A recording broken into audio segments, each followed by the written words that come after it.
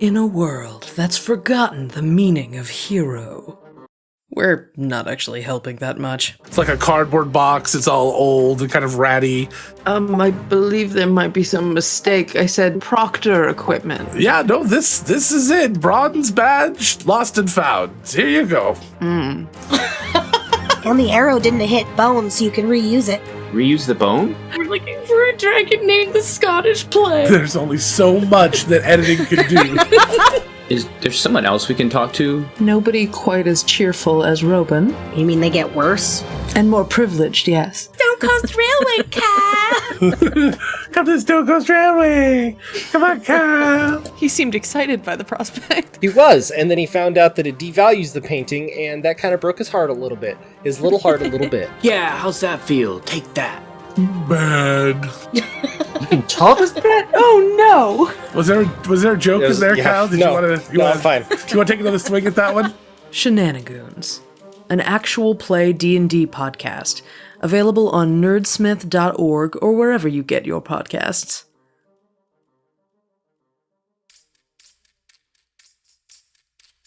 Hello, Goonies, and welcome to our first ever save point. This is going to be an ongoing thing. We're going to take these little breaks in between our show to wrap up loose ends, kind of explain where we're at story-wise, talk a little bit about how we're feeling about where things are going, and give new listeners especially a leaping off point. So if they don't want to have to listen to everything, and they would just want to be a part of the most current story, they can. So that's what this is. So guys, first off, say hi to the Goonies. Hello. Hi, Goonies.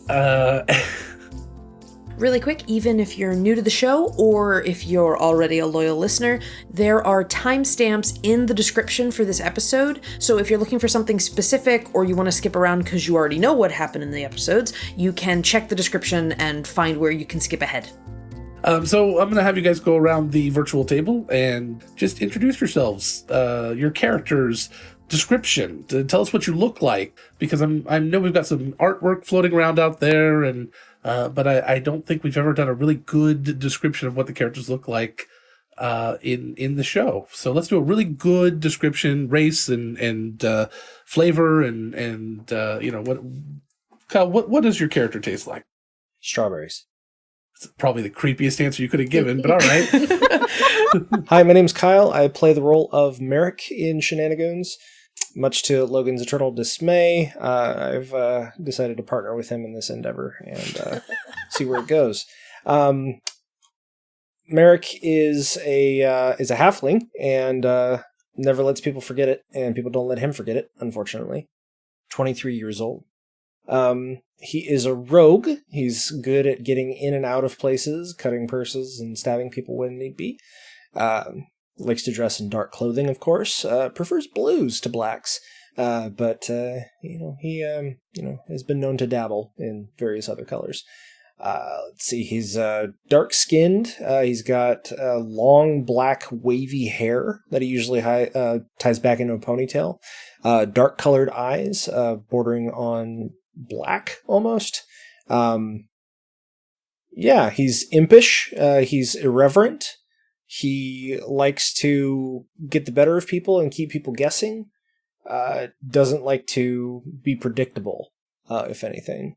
He's never one to let a free coin that is not attended to stay that way. He will attend to it rather quickly, but he won't do anything that would jeopardize a friendship.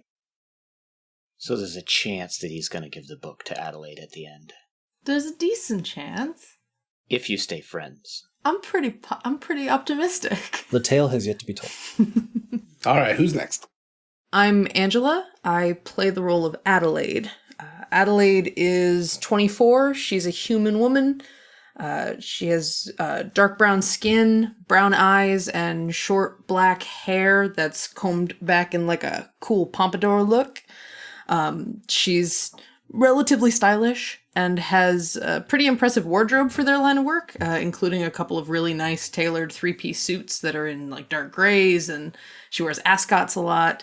Over that, she's got her more traditional fighting gear, some dark leathers, and like a cloak. She's an archer, and so she has a longbow and a rapier.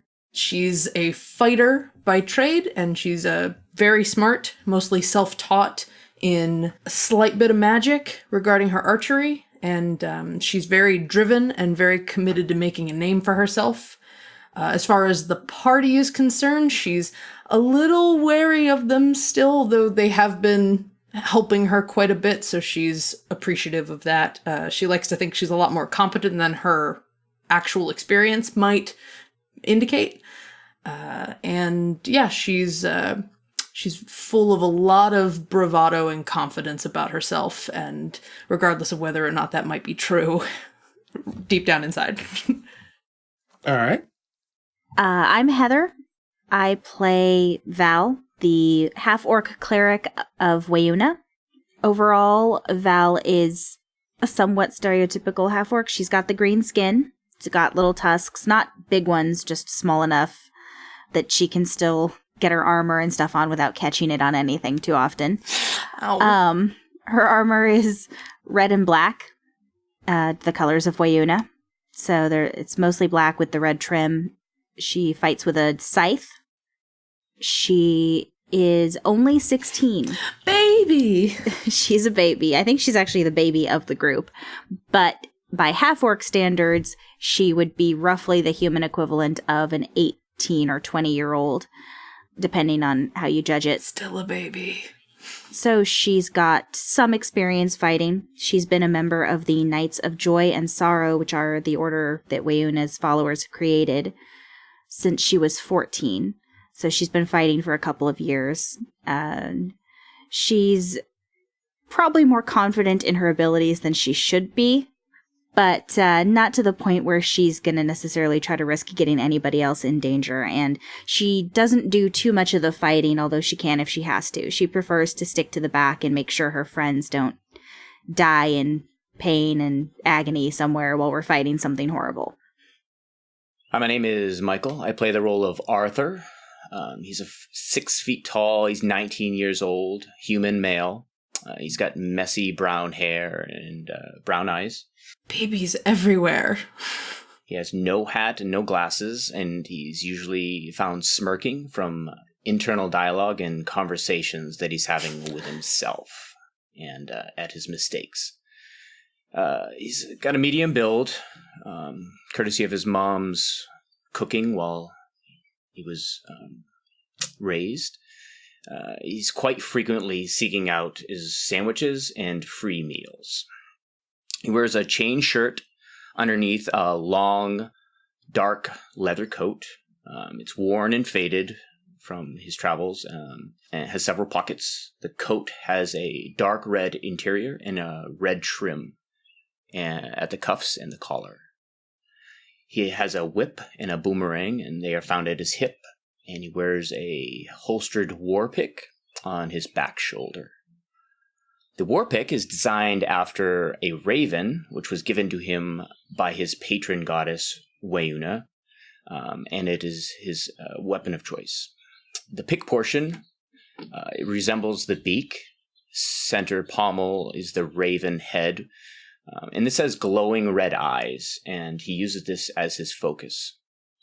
The back end of the pick is where the raven's wings are. He has comfortable pants and ankle-high leather boots. I don't know what else to say. He never knows where his tent is. He's not very wise. He's not very good at anything he's discovering, but he tries. I think Merrick really has an hard. idea where he wants to pitch his tent. Oh. Hey now. Spoilers.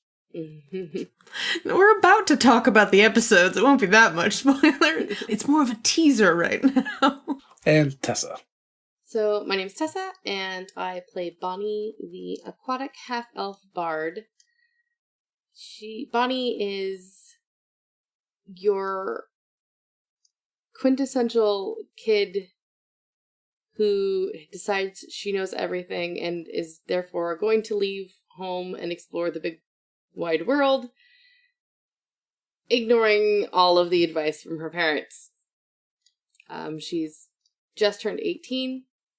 We all know how that goes.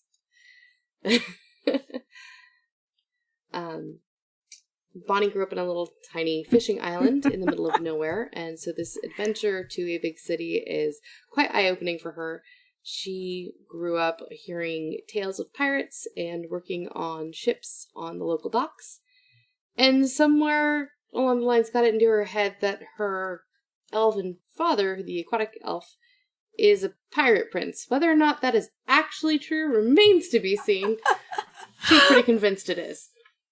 Bonnie has long, red, curly, wavy hair, sea glass green eyes, is frequently found wearing a cuffed red captain's coat that she is indebted to Val for buying for her before she could afford it.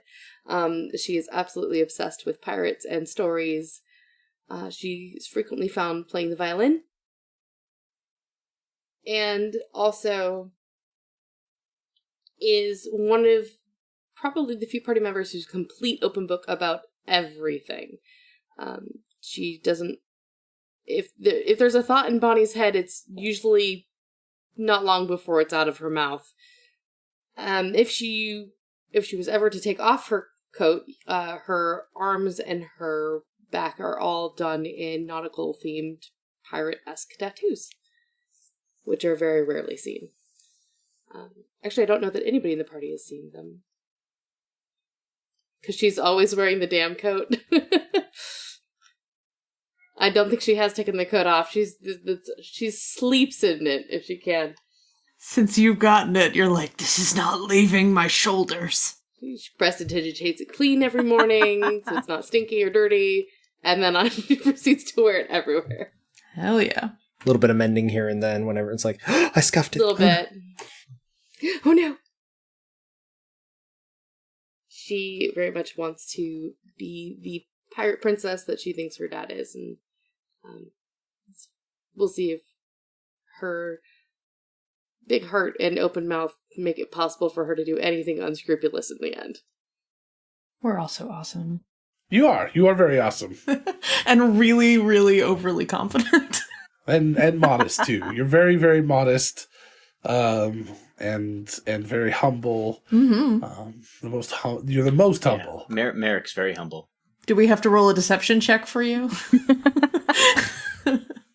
No, I'm the DM. I can actually mean that. I make everybody in the world less humble than you are. Be difficult, but I can do it. All right. So speaking of the world, let's introduce the sixth character. That would be the world of Vale, which is, where you guys live. You live inside of it. Finally. I really thought you were going to say you live inside me, and that was real weird for a second. You're in my brains. It's like, what's up, Vale? We're in you. We're inside of you. I was going to say, wait, if Vale's the sixth character, does that mean we're all parasites on sixth character?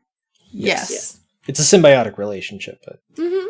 The characters are from a city called Ashport, which resides on the continent of Valdara, and in the world of Vale. And the world of Vale, the basic premise of the world is that all planetary and solar bodies are celestial dragon eggs. They're these gigantic, huge dragon eggs. At least this is the mythos of the world, the creation myth. And sometime, a long time ago, the entire world was racked with a fire that consumed everything, or at least that's what they say.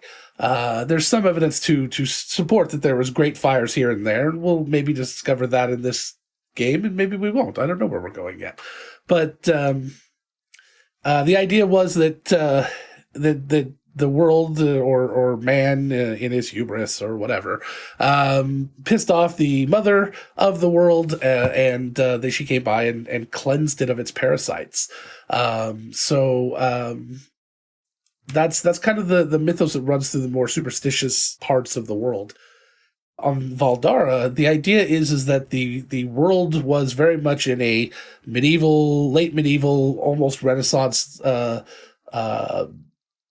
edging into Renaissance feel, but with magic. Then all of a sudden something happened, we don't know what yet, and it thrust it headlong into a magical industrial revolution, specifically starting here in the city of Ashport. that and that is kind of the twist here, that the Birchfield Institute appeared, and all of a sudden Ashport became this major city, and it grew to be the hub of technology, magic, and intelligence on Valdara, and that has happened fairly recently. Once a year, you can hear one of the dragons say, "Whoops." I don't know how recently yet. We haven't discussed all of that. I mean, the Birchfield Institute itself has existed for a long time, collecting magic items and doing similar things to what they've said. But the way it exists right now and the level of sophistication surrounding it is what is new. And that's kind of where we're at. That's what we're learning about the world as we go. Woo! Woo! So that's the world, that's the characters, that is the start to our little pickup here, and we may even insert this into the beginning of every one of these. So, no matter where people start, or we might do a new one real quick to talk about where they are. Makes more sense because their looks and feel might change. Somebody might get reincarnated and turned into a completely different animal, beast, person, thing. Species. There might just be a new character at some point, depending on how bad we do. There might be. Depends on how many times you decide to invoke the Dire Ferret. My money's on Dire Ferret, yeah. So we're going to run through our what we're calling our previously on episode recaps. At the beginning of every episode, we talk about what happened in the previous immediate episode. But here in the save point, we're going to discuss what's happened, all the way back to the beginning. And we're going to discuss a lot of the... maybe how our characters have felt along the path.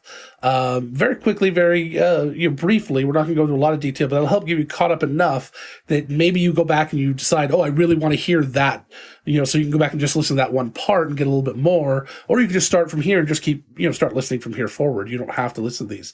The other thought is that these may just be a nice little look into our brains in between the sessions. So if you want to hear the sessions, then listen to this too. That's great. I'm sure you'll get something out of it. It's a good refresher. Or they could listen. That's true. These are summaries in a pinch to get you through the episodes, but you'll find it more rewarding to go back and experience the whole adventure. Good job, Mike, upselling the listeners. Take it away, Angela. All right, so we're going to go over episodes 1 through 7, because after the save point, we'll start episode 8, which starts sort of a new section of our arc. And we'll go episode by episode then. All right, so at the start, the party got assembled shortly before our first episode actually took place. And we did that all in a session 0 that is actually available as bonus content. So if you're a Nerdsmith subscriber over on nerdsmith.org, you can actually go listen to that initial episode. But so far, just to really briefly summarize, we all got together as a group because of a few fateful miscommunications and mix-ups, and all joined up as a party. I love Kyle's very nervous smile right now. Like, not my fault. All right, so episode 1. We started our story in the port city of Ashport. The party chased down a bounty that Adelaide was tracking as a fetcher for the Birchfield Institute, which is an arcane university and a power player in town. We caught the Mark, who was a human named Mistral. He bartered with us for 24 hours of freedom. In exchange for letting him loose and leaving him alone for a day, he made an introduction for us with a dwarf named Gregor. Gregor is part of a network of a secret anti-establishment group called the Reevesmen, who say they want to undermine the government and the elite of Ashport. Among other things, they steal from the rich and give to the poor, or whoever wants to buy their stuff. We met Gregor in a back room of the Devil's Washboard Tavern and agreed to go on a heist as his hired muscle. We helped him burgle the estate of a noble family called the Leftrins while they were out at a party. We took down some mechanical automatons on the front lawn. We snooped around the house. We won a scuffle with a very smelly, floaty tentacle monster guard thing called a Flumph. He had a name, Angela. We didn't know his name was Winston's. You can find out about that in our audio drama, Threads in the Veil, which talks about the after events of the heist and the mess we left behind. So Gregor let us take whatever we could carry from the house, and we escaped without getting arrested or, no sirens, at least that we heard. Back at our home base, which is the Fog's Reach Inn, where some of us are staying, Adelaide's handler with the Birchfield Institute, a very serious half-elf named Robin, showed up and seemed very unhappy that Adelaide had made a deal with her mark rather than bringing him in for the bounty. And that was where episode 1 left on a cliffhanger. Dun, dun, dun. So, who wants to talk about episode 2? Or if there was something you think was missed? Yeah, because I know I probably missed something that might be important to your character that you think would be, good for the listeners to know about. Arthur didn't get to eat his sandwich. That's very important detail. I did not. And Adelaide got her bottle of wine. She did. She got a very nice bottle of wine. That's not the first time. Won't be the last. It was the first time and then proceeded to not be the last time. So in episode 2, we picked up where we left off. So Robin was at the Fog's Reach Inn talking to us and overall unhappy about the fact that Mistral was let go. We did find out that someone else grabbed Mistral instead, so there wasn't a way for us to redeem ourselves by getting him again a second time. Instead, he said we could make up for it by going after Mistral's boss, Gregor, whom we had just met in the previous episode. If we succeeded, the Birchfield Institute would consider all of us as potential proctors, which is kind of a big deal because that was part of Adelaide's whole shtick, if I'm remembering correctly, is she wanted to be a proctor and didn't get in the first time. Mm-hmm. Very much so. She very much wants to be a proctor. Yeah. So Adelaide is a fetcher, which is sort of like an offshoot, unofficial proctor. They do work for the Institute, but they're not directly associated with them. Right. They're more like how adventurers are commonly seen in the area, more like pirates or mercenaries. The proctors have some measure of authority and respectability due to their association with the Birchfield Institute.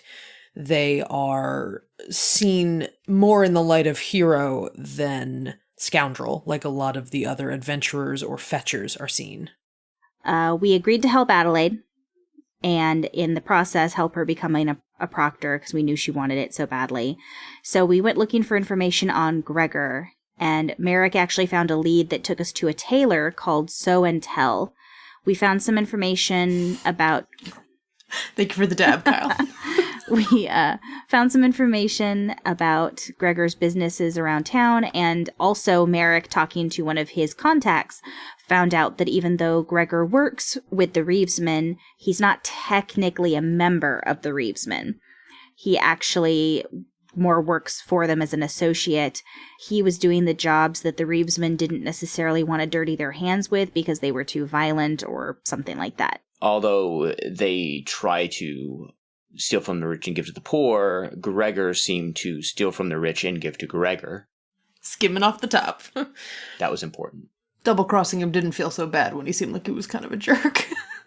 Val in particular, was like, I don't know if I want to go after this guy. He's helping people. Then she found that out and, well, okay. I don't feel as bad about it anymore. Also at Sew and Tell, Merrick got himself a couple of very nice outfits, and Bonnie found a stylish red captain's coat, which at the time she didn't have the money for, and Val did, so she bought it for her. We also set up a meeting with a fence so that we could sell the goods we had gotten from the Leftrin estate, and we went back to the warehouse to fight Gregor and take him back to the proctors. Adelaide actually nearly killed him by shooting him through the neck, which traumatized Bonnie a little. A lot. But, Whoops. Sorry, not sorry. He might have been dead for a little bit. Maybe. Yeah, he might have been dead for a second or two, but Val was... He got better. Val was able to heal him, so it was okay after that. And then we delivered him to Robin, but we had to get past one of Gregor's associates, so we actually stuffed Gregor into one of the boxes and crates that they were going to use to deliver things to people around town. and just wheeled him right on out. Nothing to see here. Do. That crate will become important to the plot later. Not really.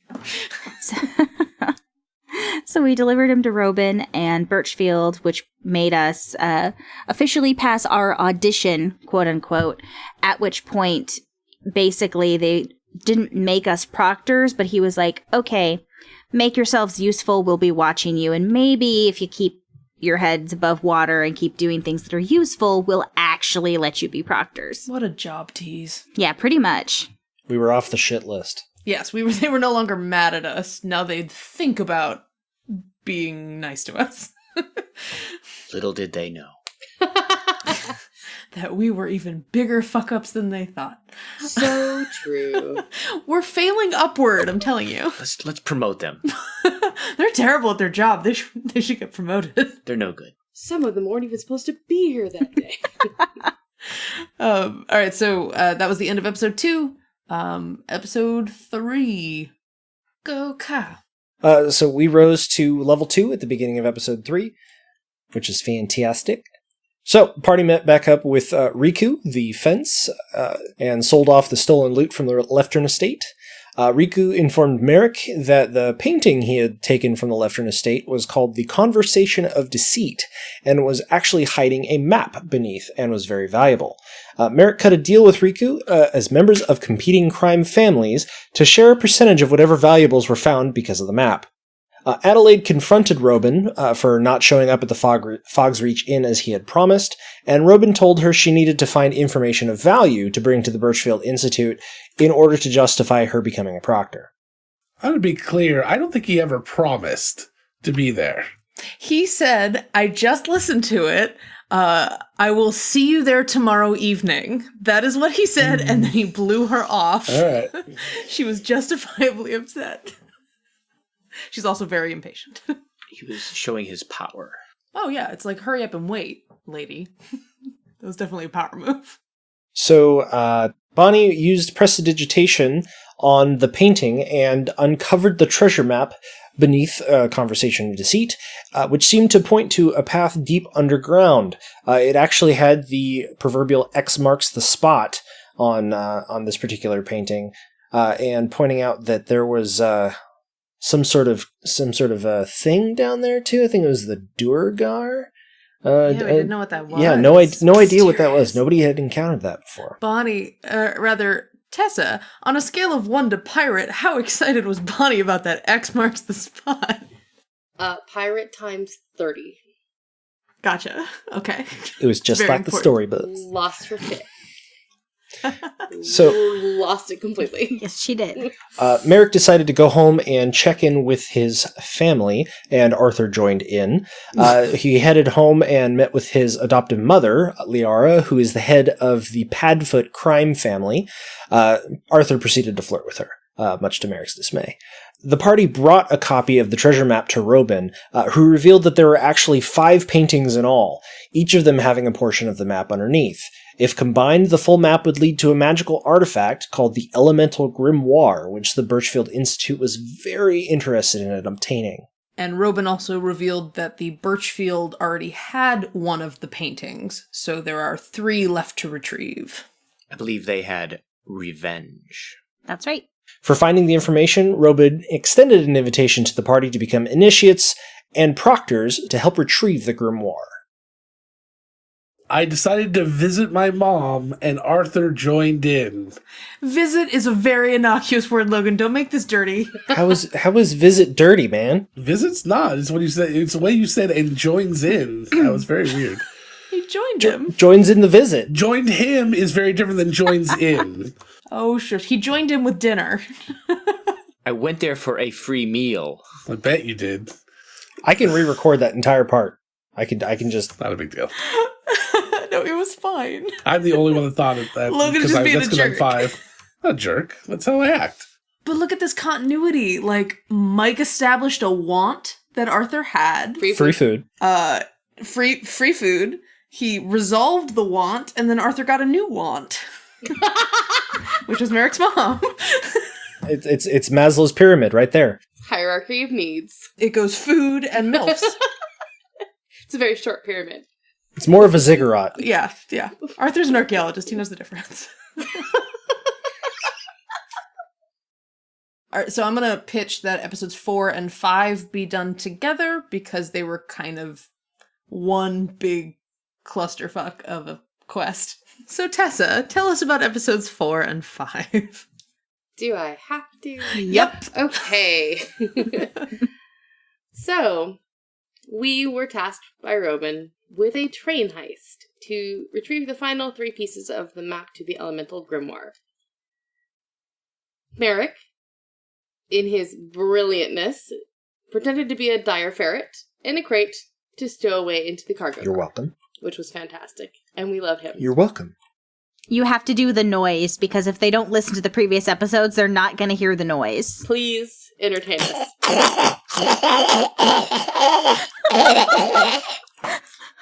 Dear God.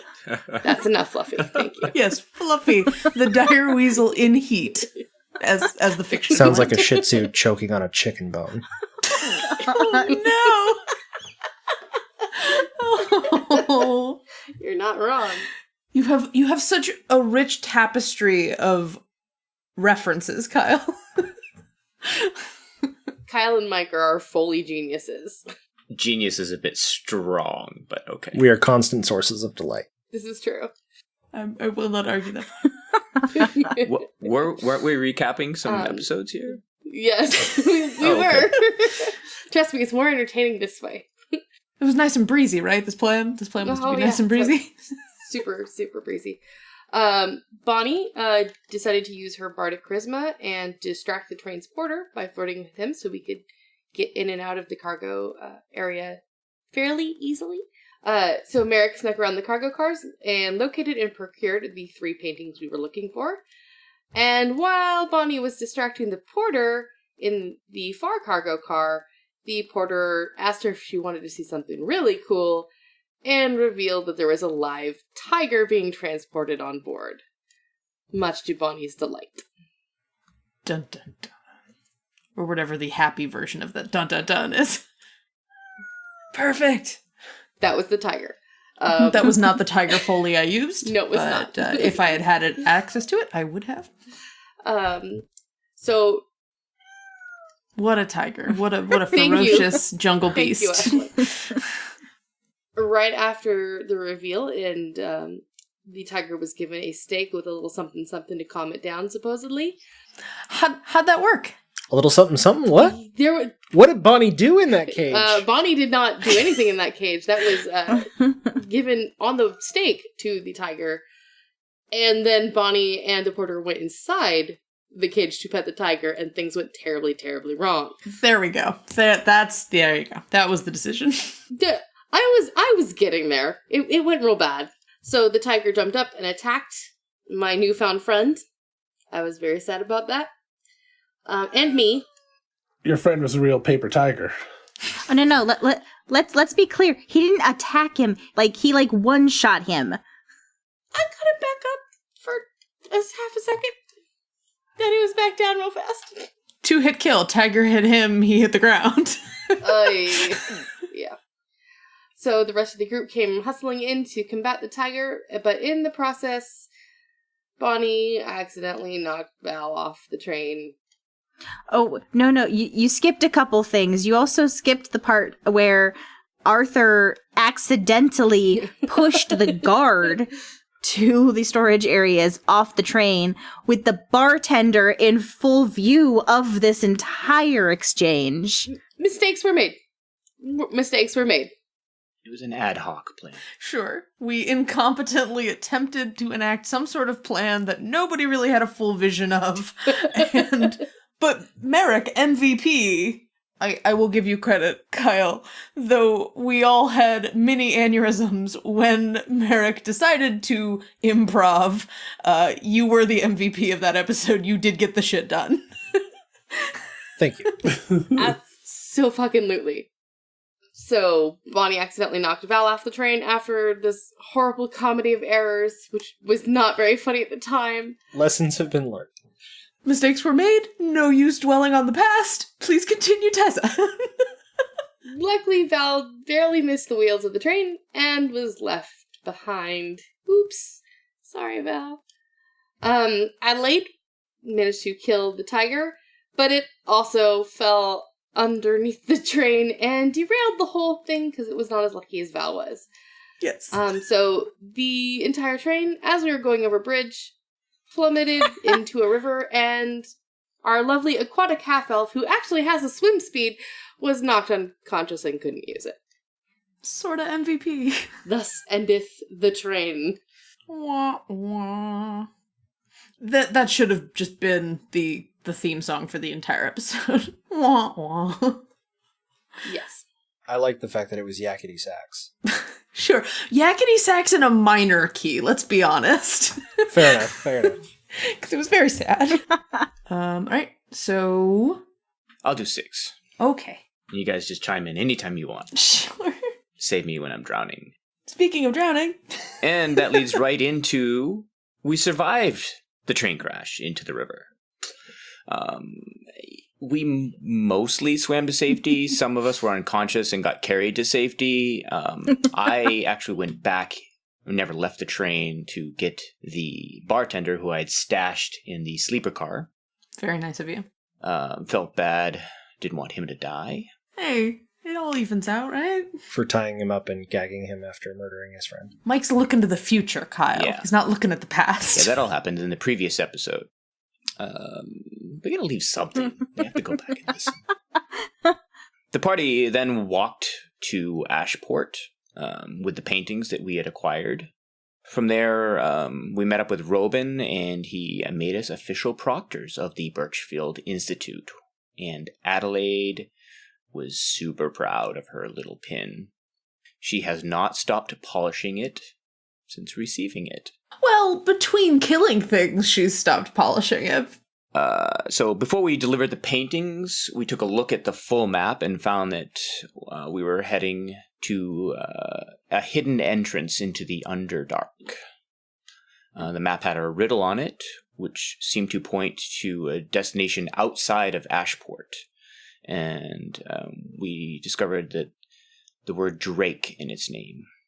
There were a number of locations that had Drake in the name.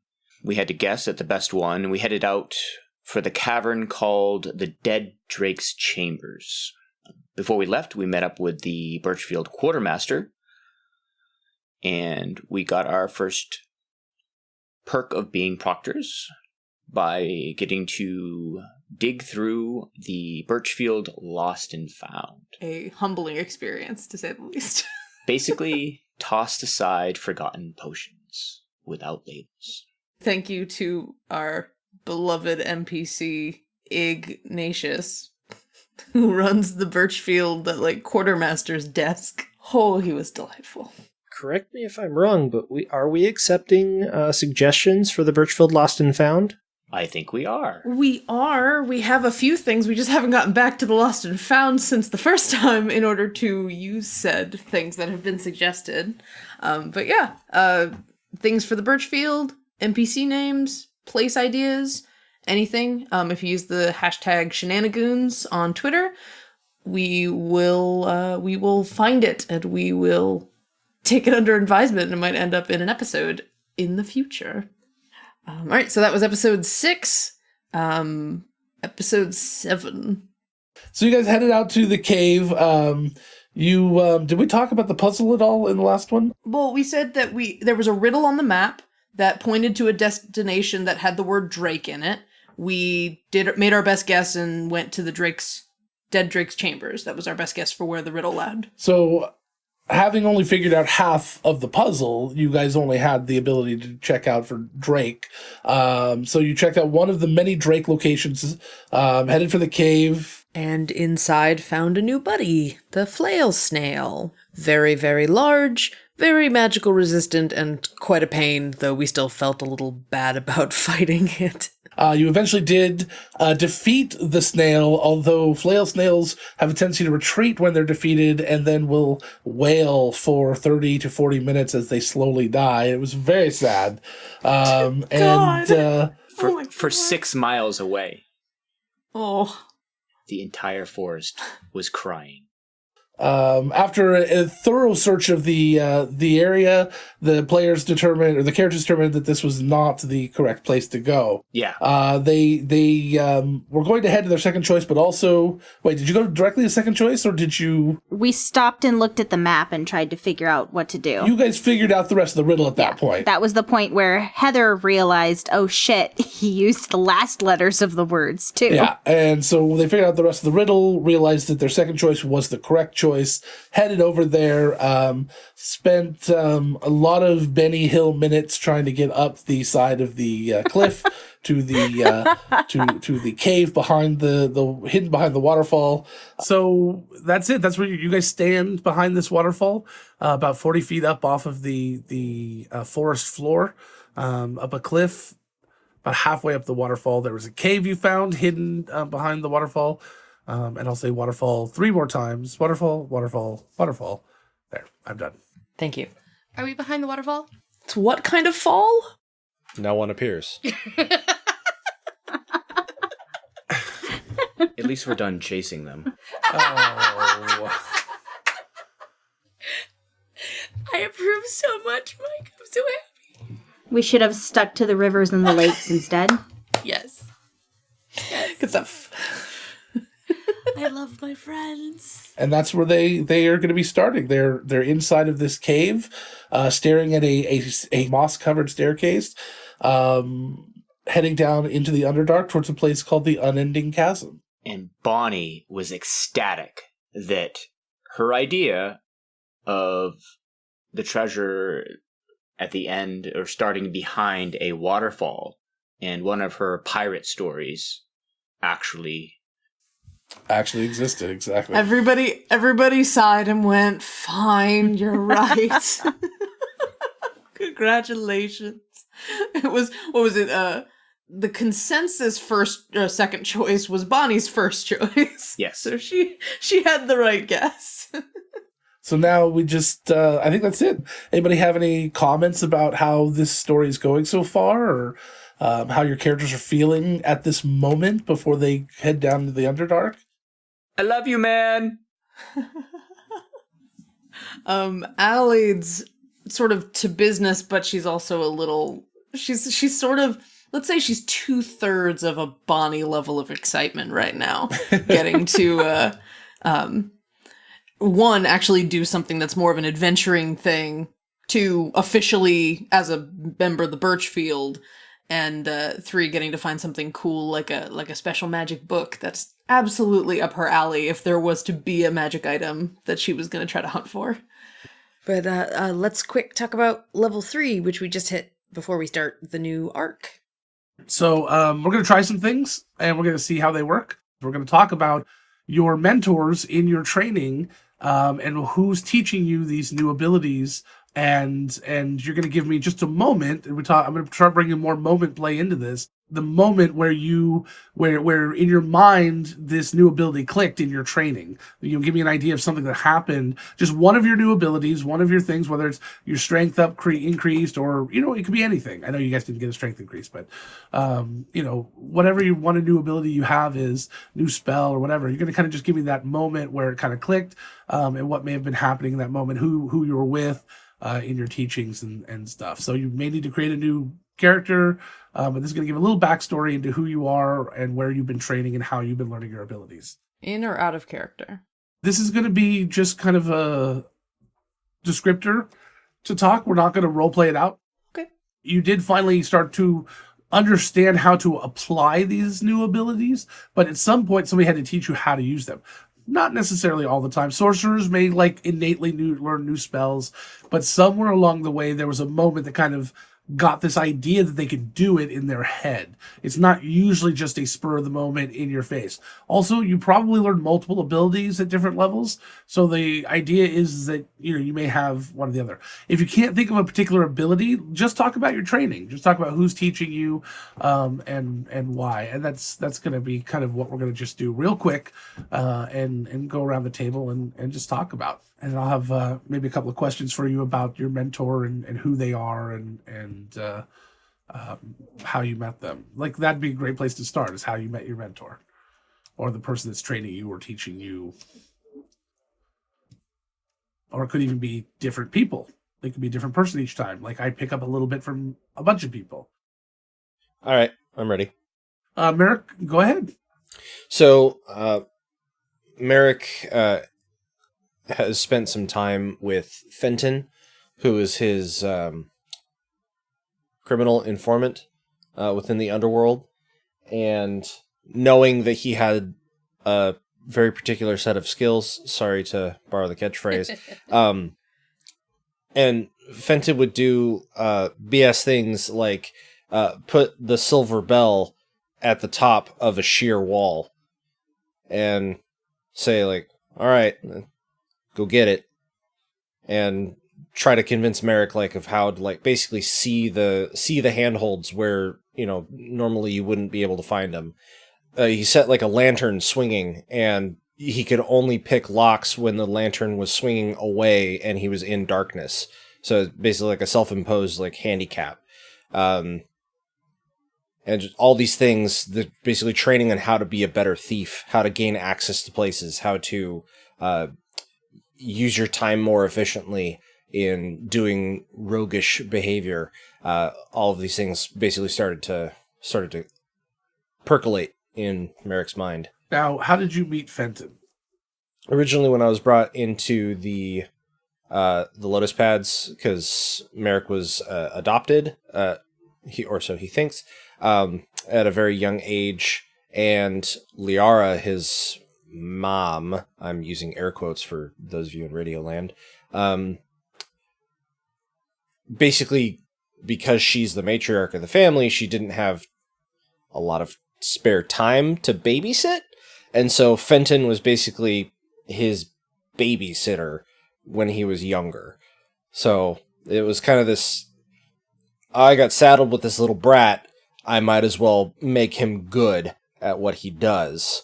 So Merrick comes from a place of from a place of respect, and Fenton comes from a place of, like, well, I've spent a lot of time on you, you little shit. Like, let's make sure that you're, you know, a good reflection of my capabilities as a rogue.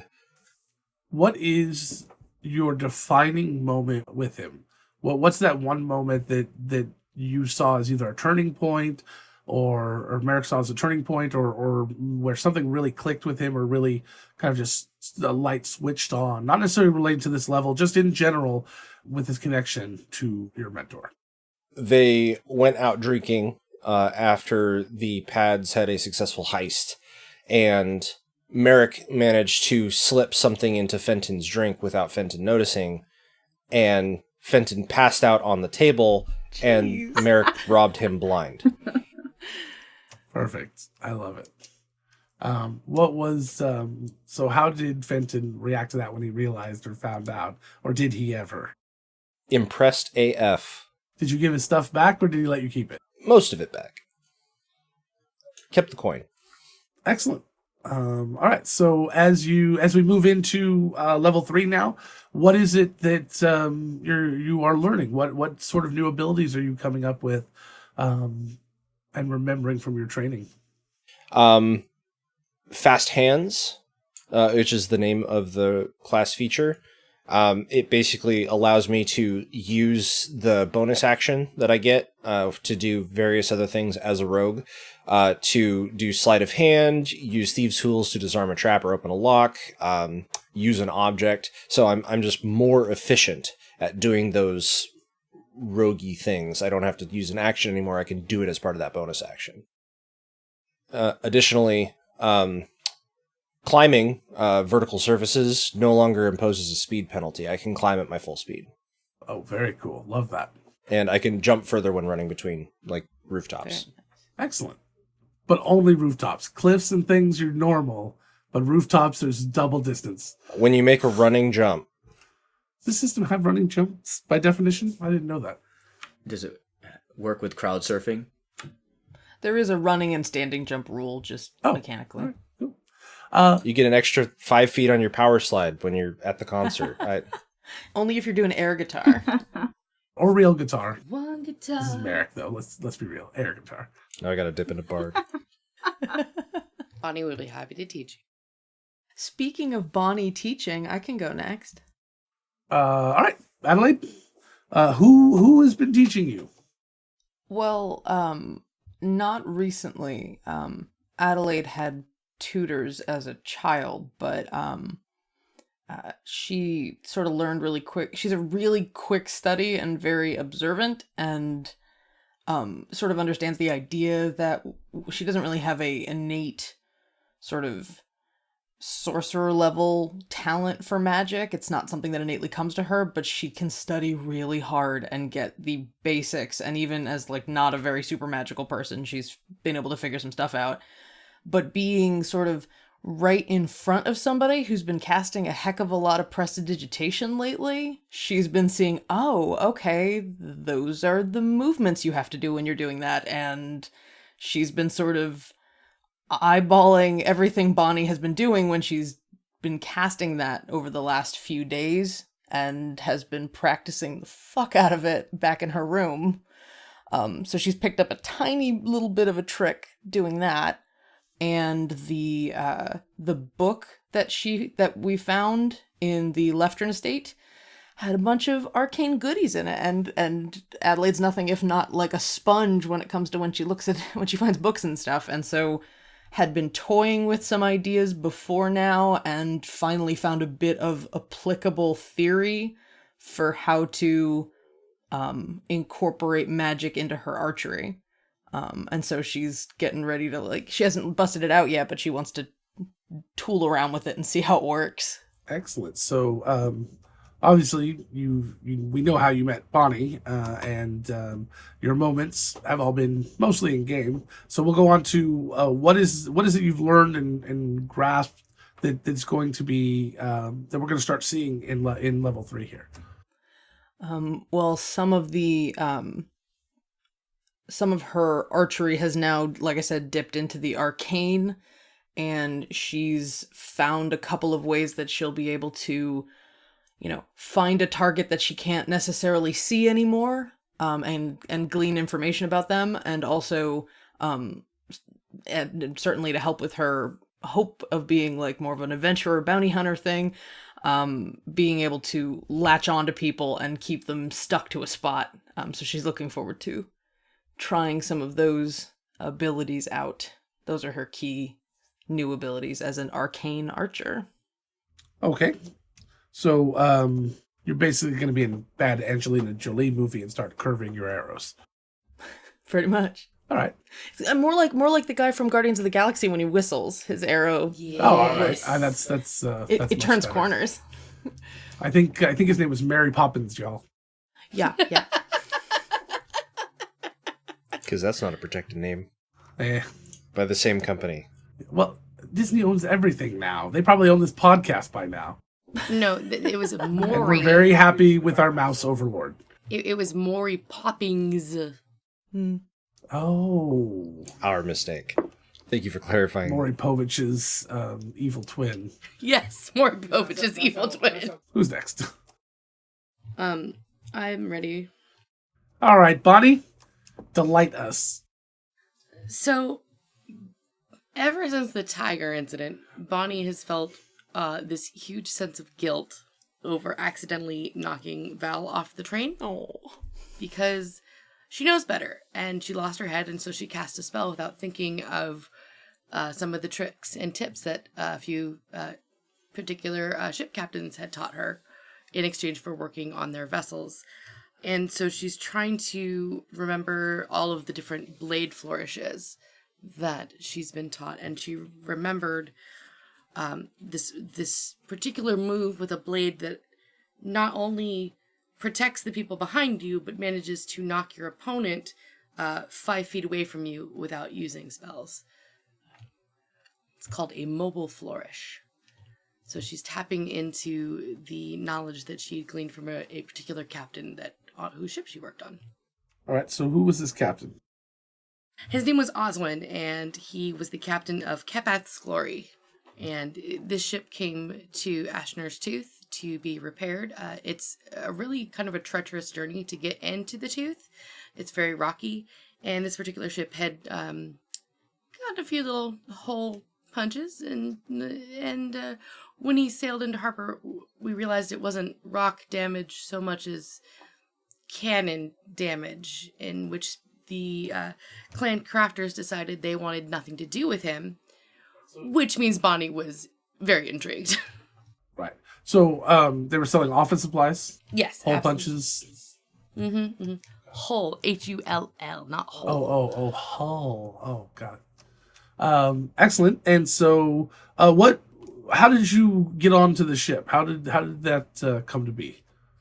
When he had been turned away, he was Oswin had found one of the other little lagoons off on the other side of the tooth, and Bonnie, being the swimmer that she is, just kind of swam out to the ship and climbed up the side and approached him saying, "If you teach me, I'll fix your ship."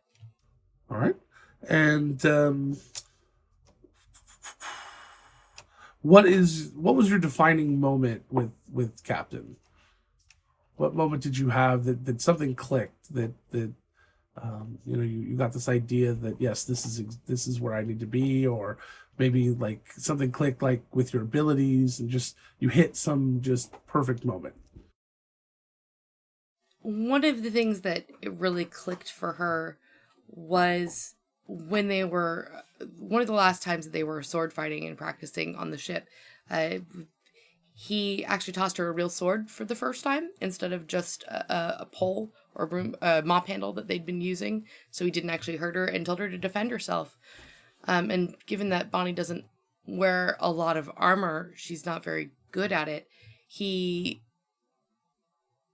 was very clear that if she didn't defend herself properly, she was going to get hurt. And he came at her with a particularly intense flurry of blows, and something clicked in her mind where she was able to use the same magic that she calls upon when she sings to increase her defenses and dodge out of the way of all of them, effectively increasing her AC. Beautiful. I love it. So what sort of abilities are we going to be seeing in level 3 from you? Bonnie is a College of Swords bard, which means that she, in addition to being able to use bardic inspiration to inspire her friends, she can spend uses of her bardic inspiration to do extra damage, push opponents away from her, or increase her AC temporarily in a fight. I love it. All right, who's next? Val, go ahead. Oh, sorry. For a second, I thought you said Kyle instead of Val, and my brain was like, wait, didn't he already go? I thought he said Kyle, too. Merrick, your background was unacceptable. Try again. Okay. So, Val is a cleric. Clerics don't really get anything at 3rd level because I've already chosen my domain. So, basically, mechanically, I got more hit points and more spell slots. So you got awesome. Yeah. Which are good things, don't get me wrong. And then in terms of where I've been studying or who I've been studying with, I've been in our non-adventuring, thieving, causing chaos and knocking people off trains time. I have been communing with the head of the Temple of Wayuna in Ashport. I don't think she's related to me, but she's someone that my mother knew also from the order. So she's kind of been like the semi-grandmotherly figure, but like a grandmotherly figure that could kick you across the room and beat the crap out of you and then heal you afterwards. Her name is Elizabeth Jeanette, but her friends call her Betty Jean. And like, there's like 2 people who call her BJ, and if anyone but those 2 people call her BJ, you will get effed up. So Val's been spending time with her communing, especially since like we're doing things like thieving. So she's having moments of like, am I okay to do this? I don't know if I'm supposed to be doing this or not. Perfect. I do want to say I'm very proud of us, by the way, for not commenting on that. Good job, guys. I was working on it, and then you said it, and so now I'm not gonna. Yeah, for the record, my grandmother's real name is Betty Jean. So, yeah, it's one of the reasons why I'm like, if anyone calls her BJ except like 2 people, she throws down. She gotta fuck you up. Lean into that explicit tag. Right? Mom, I'm All right, sorry. so how, well, obviously we know how you met. So what is that one moment that kind of clicked with her in the past with your training? I think maybe right before joining the Knights, she was visiting us in Horsforth at the outpost there where my mother and everybody is.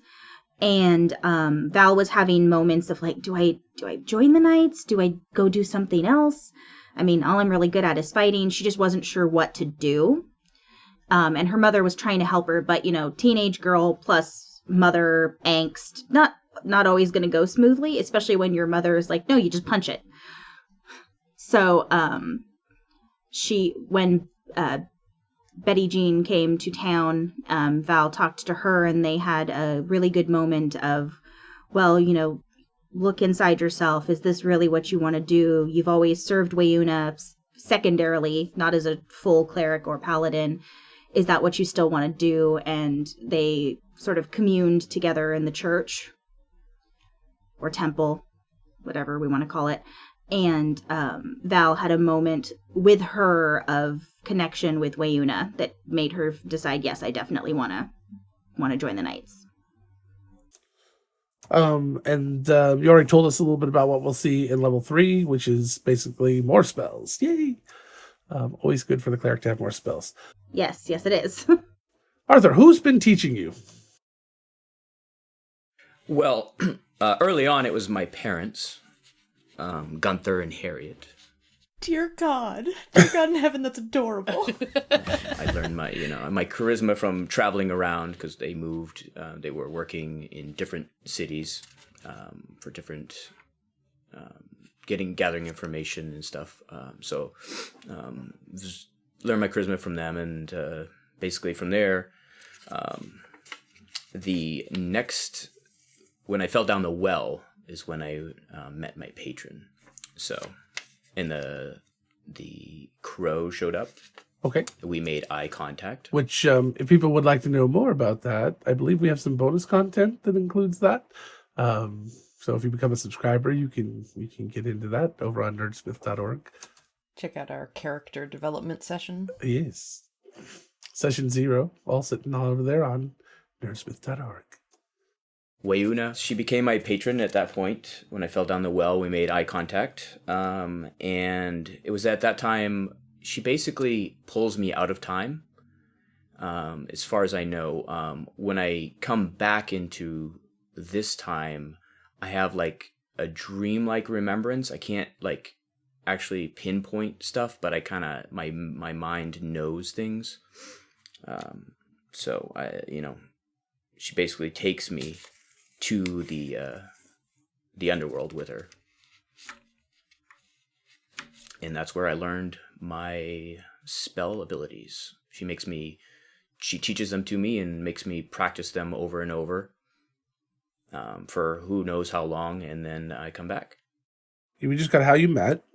So what is that moment that kind of clicked? Everything kind of clicked for you. Coming out of the well. I mean, okay. That was where when I met her. As far as me becoming my character. So everything just kind of came together just almost out of divine inspiration. Well, it came together probably in the limbo, in the underworld. And then when I came out of it, it was just, I was basically bestowed to her. So what sort of tricks are we going to see up your sleeve during level 3? If you remember a short while back, I was attacking a snail. And couldn't hit the damn thing. I just kept hitting the shell over and over and over. And Wayuna basically took pity on me and has, shortly after that, in my mind, given in me the inspiration to create a new weapon. So basically, I have I can call upon a magical weapon now for my war pick. Excellent. Ooh. I love it. And it should be able to hit better. You got a pity blessing? Oh. It's like, oh, honey, just tap on the head. Here you go. And the head of the war pick now looks like the raven. Ooh. the pick is the beak, and so forth. All right. Well, that was a good little look into what's coming in third level for you guys. Thank you for joining us for the save point. This will give the opportunity for listeners to start here and now. So if they didn't want to listen to the last few episodes and just kind of want to join us right here, right now, they can still get caught up with the story. And we'll go ahead and see you on our next episode. See you on the other side. Thanks for listening.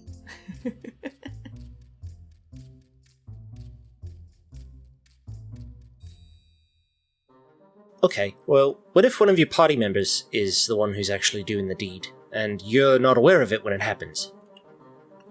By the fact that we're having this conversation, I'm aware of it. It's okay, Fluffy. It's okay, boy. Is he choking on something? No. That's just the noise he makes. Oh, wow. It's a kitty. How big is the crate? It's 5 by 5, just like this situation.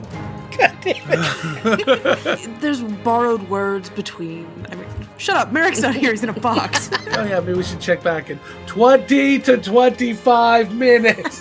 You alright? She's at eye height, dangling by this rope, just slowly spinning. Turns around and Adelaide's like, hi. I have to admit, I've never fallen down a well. How is that, Arthur? How is that experience? With you there to save me, it was worth it. Oh, Sweet. I'll allow it. I don't like that he keeps correcting himself and saying never-ending chasm. do you have a thing for me, ma'am? What? I look taken back. Insight check. Shenanigans, an actual play D&D podcast, available on nerdsmith.org or wherever you get your podcasts.